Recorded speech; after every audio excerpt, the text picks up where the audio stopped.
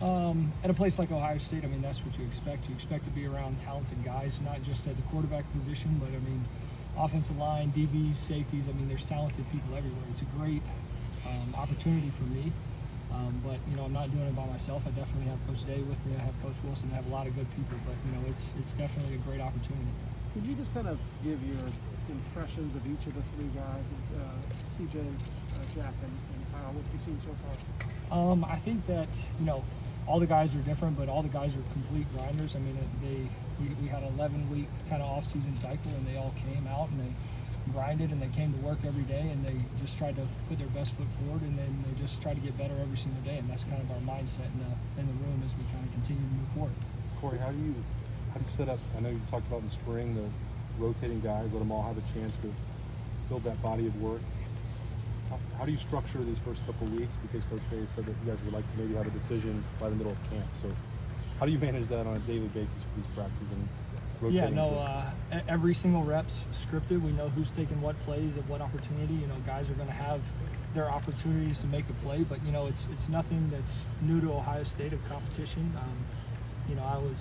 I was here with Joe Burrow, Dwayne Haskins, so it's not like it's something new. I mean, we've seen great quarterback battles between great quarterbacks at a place like Ohio State before. How do you evaluate a job like that and pick a winner? That may sound like a stupid question, but what's going to set them apart in the end? What are you looking for? I think that a guy who's going to come out, ultimately kind of control the room, but that's something that Coach Day and I that will do a good job, and Coach Wilson and Coach Hart and Coach Stud and Coach Alford will all kind of get together and we'll evaluate this thing together. Corey, how challenging is it when you are splitting reps between three guys, and now you could potentially have a fourth guy in the competition too? I think just the quarterback position in general is a position that you want reps. As many reps the better. So it's just the one thing with that is, as a guy gets an opportunity, he needs to maximize the most of his opportunity. So that's kind of where we are. If you get an opportunity, you get your reps, you take full advantage of it. Have you guys had to redo the script? We've got JP and Jay recruited as well. For the reps, have you redone them yet, or is it still for 3 quarterbacks? Will you redo it for 4? I think, not only that, we got a lot of guys, not just 3, not just 4. Jagger, JP, there's a lot of people that are going to take a lot of reps. So we definitely have this thing planned out pretty well. How far out in advance is that planned for you? I can imagine you have tomorrow planned. Do you have the rest of the week planned? Does it change after each practice? I think you always evaluate at the end of practice, but yeah, we're ready for tomorrow. We can't wait. It's going to be a fun day. You go through the constant grind with Coach Mick, and we're excited to play some football tomorrow. Corey, we know you're here to make these guys better quarterbacks, help them improve, but in any situation, but especially like this, how much of the job is managing egos and the emotional part of it, and making sure guys stay engaged in the midst of a ferocious competition? How much of your job is that? How do you handle that part of it? The quarterback position is obviously a very unique position where there's only one guy who plays. But I think that just coming out, as I said earlier, is a guy gets an opportunity, he just needs to maximize the opportunity and just take what he can and just continue to run with it. Coach Day has said, even going back to the spring, that it's important for these guys not to be looking over their shoulder. That obviously kind of took on a new dimension here in the past week. How, I guess from that aspect, how are you helping them with that? And is that something you think is going to continue all season long, kind of in the special circumstances that you're talking about? Well, I think, Coach Day, he's done an unbelievable job setting the culture. And if you look over my shoulder, it says fight. And our culture at Ohio State is to fight to be the best version of yourself. So I think that's been preached throughout this place, and I think that we'll continue to do that. Every single person is going to come in and they're just going to try to be the best version of themselves. When they're competing every day and there's so much to evaluate, I'm sure that there's got to be some sense of one day there's a pecking order, or it seems like there might be one. They've got to sort of know how they stack up, right? Is there one in your mind, or how do you keep them from not looking at, well, maybe this guy's ahead or whatever? I think it's just, the same way I answered that last question. You're truly worried about yourself and you're just trying to get better. That's going to be a huge part of camp, is just development. That's why you come to Ohio State, is to develop and try to become the best version of yourself. And I think that, guys are focused on themselves and just kind of continuing to grow as a person and as a quarterback. For you guys as a coaching staff, when you're looking at it, how do you keep from, this guy had a really good day, or snap judgment, and and keep that slate so that you can at least wait as long as possible to make that decision. It seems to be what you guys want to do. Yeah, and that's something that we'll all evaluate, and we'll all do it as a group between Coach Coach Day, Coach Wilson, myself, and just continue to see guys and evaluate and just watch guys as they grow throughout this fall camp. I mean, those guys have busted their ass over the last 11 weeks through spring ball. They've done everything and more that they're asked of them, and so just watching those guys, and I know they're hungry to come out and compete and play football. I asked Coach Day last week, what's it going to take to knock his socks off, you know what I mean, for that guy to make that big impression, to separate himself. And you've kind of touched on what it's going to take. It's not just one thing, it's the cumulative effect. In other words, what they do over the next couple of weeks. I mean, what's it going to take, I guess, to get your attention that this is the guy?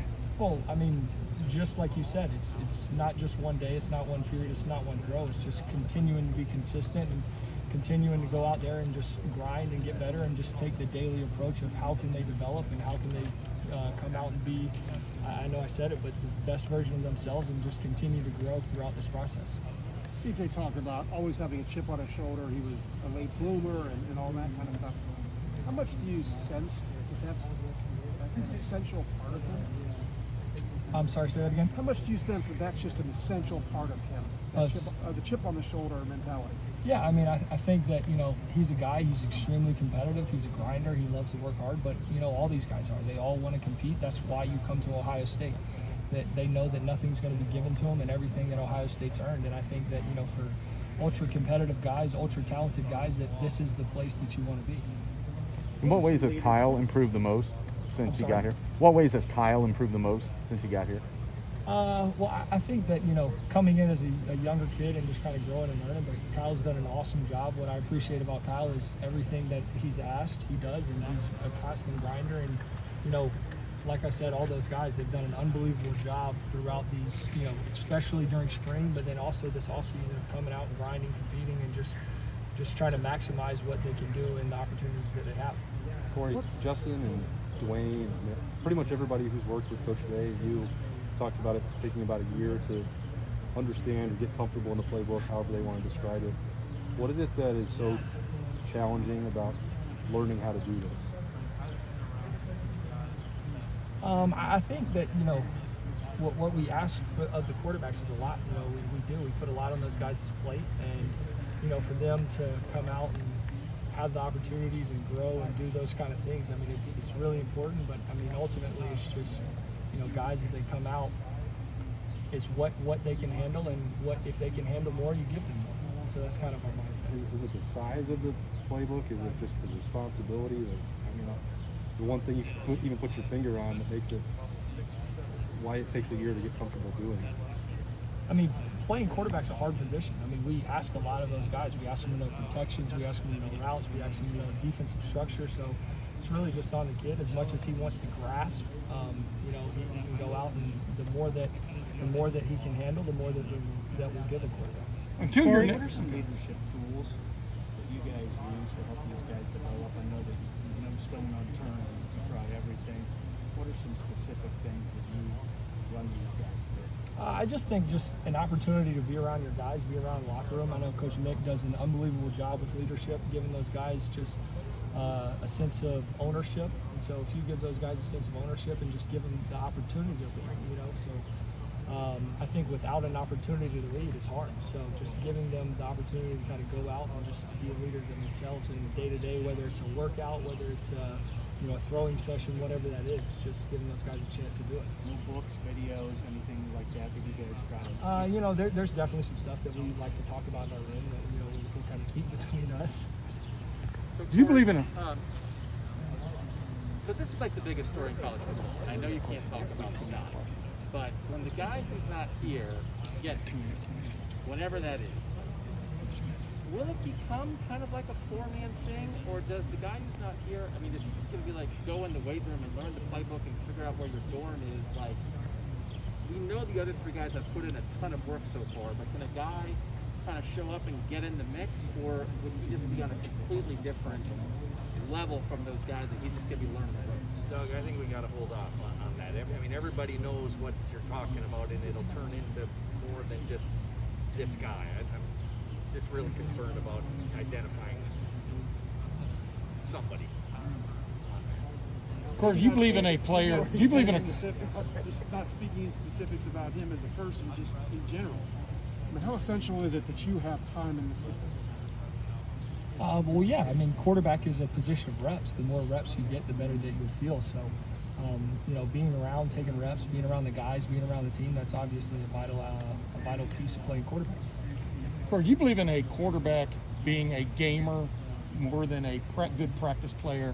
How do you compartmentalize that, I guess? What do you mean by gamer? Meaning a guy that maybe doesn't show you much, but all of a sudden he gets in a game and he makes plays. I mean, he pulls them out of his back pocket, etc. How do you find that guy? I think, at practice, it tends to be if you make plays in practice and you consistently do it during practice, you consistently do it in camp, then you have a pretty good chance of doing it on Saturdays. Corey, how challenging was last year for you personally? It's your first year as a full-time position coach, and I imagine running meetings would have been very different in 2020 than it would have been in 2019 and in past years. So how did you kind of go about that personally?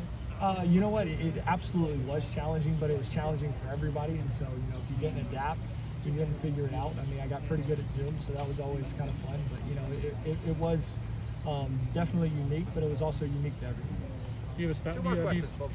Do you have a style like of running a quarterback meeting in the room now that you're able to do it more in person?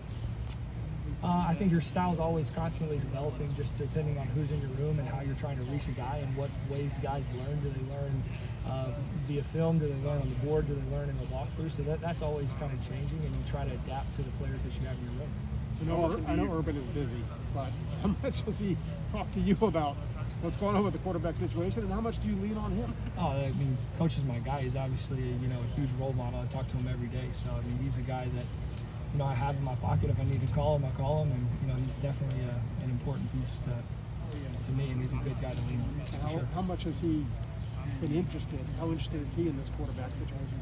I mean, Coach loves the Bucks. He always wants to know what's going on, but he loves Ohio State, and it's something that we talk pretty regularly. But whether it's about Ohio State or anything else, so.